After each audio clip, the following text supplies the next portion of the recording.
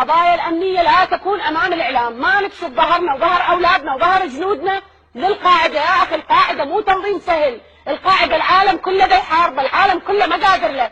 يجي احنا نحكي بكل سذاجة بكل سطحية. ليش والله ما يجي القائد الأمني بالجلسة العامة وتقعد الملاية وتقعد المعلمة وتقعد المدرسة وتقعد الطبيبة تناقش في القضايا الأمنية؟ والله عيب علينا استخفاف في عقول الناس. وين احترام الاختصاصات أخي؟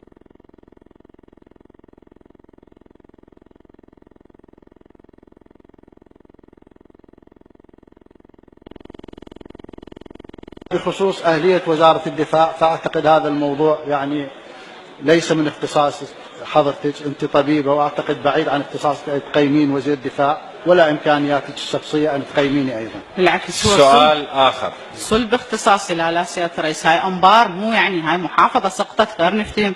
صلب اختصاصي تقييم، احنا دورنا رقابي، والدور الرقابي هو تقييم بحد ذاته، احنا من نمنح الثقة ونحن من نسحبها، فأنت هاي مردودة عليك.